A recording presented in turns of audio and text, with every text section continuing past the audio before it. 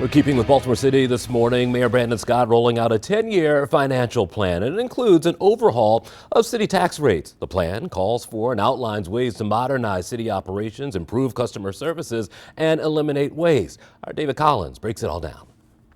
This is the blueprint the city will follow for the next decade. The financial roadmap is expected to generate $2.5 billion in savings and provide $1.5 billion for reinvestments. This is about fiscal responsibility, not just about today or tomorrow, but for the future of Baltimore. The plan calls for a tax rate overhaul. Property owners may see property taxes decline by 11 cents a year, saving $1,000 in 10 years. What we found is that our homestead cap is actually really low compared to almost all other Maryland counties and municipalities. So that's one of the items in the plan that broadens our tax base a little bit. And then again, we're redirecting that back into a lower tax rate. The 10-year financial plan calls for a progressive income tax increase for those making more than $500,000 a year. This is about expanding our tax base. So we're also, while we're going to be reducing taxes, we're also going to be right-sizing our government. The 10-year plan calls on the city to modernize operations, improve customer service, and to eliminate waste. The city will rebalance compensation packages, reform health care plans, establish a leave buyback. This is about us in Baltimore getting back to basics, making sure that our checkbook stays balanced and fixing the fundamentals of the city's finances. This is about making tough but smart decisions proactively. Some of the revenue-generating options on the table include buying license plate readers for parking enforcement. Traffic officers could then patrol by car rather than foot. They're banking on city council passing legislation taxing vacant properties at a higher rate. The plan calls for selling surplus properties in the city, and the city will explore using cameras on stop signs and street sweepers to enforce bus lanes. But we also know that we have to get out of this conversation about us being so out of whack. This is a bold thing to do. It's not an easy thing to do, but we have to do it.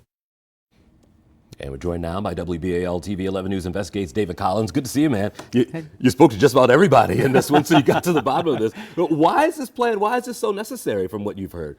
Well, this plan is a fiscal or financial compass. Yeah. Okay, it's a blueprint, a manual to modernize operations by using the latest technology, and most importantly, remain solvent. The city, like the state, has what's called a structural deficit. It's spending more money than the amount of revenues it's taking in, and the city budget is balanced this year. However, there is a projected $46.9 million deficit in 2027, and in 10 years, 2035, it's expected to grow to $1 billion. That is, if no corrective actions are taken. So, this blueprint is designed to help the city modernize its customer service, eliminate waste, and city leaders say if they stay the course, they will be able to save some $2.5 billion and allow for $1.5 billion in investments. You're saying a lot of words that I think residents like to hear. You're saving money, customer service gets better if this goes through over a 10-year plan. But the thing is, we've tried this before. I feel like the city has gone through a 10-year plan in the past, correct?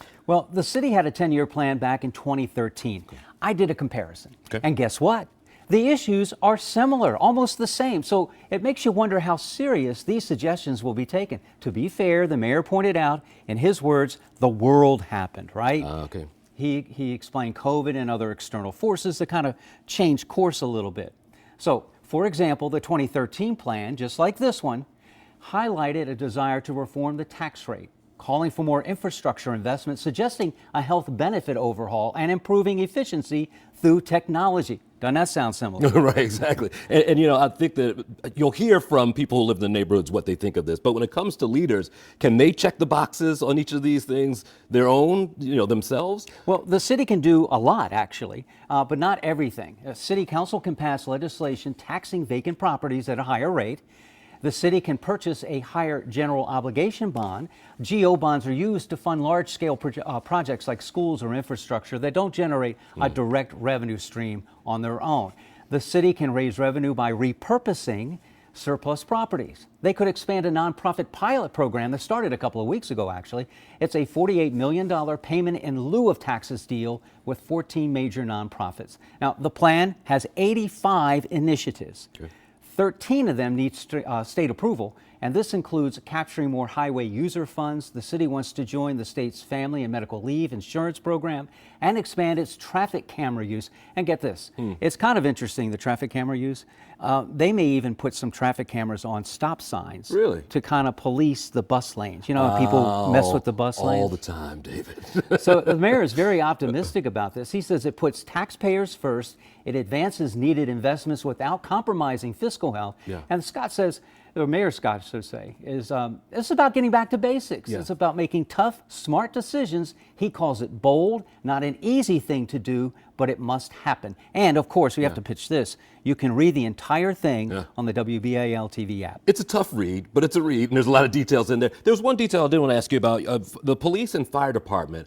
There's a little bit in there for them as well, you mentioned last week. Yes, the fire department, they want to explore the use of drones. Okay. And or for the police For the department. police, yeah. And for the fire department, they want to hire more civilians. That way there are more firefighters and paramedics and everybody out on the street. Got it. David Collins, good to see you. Thanks for stopping by.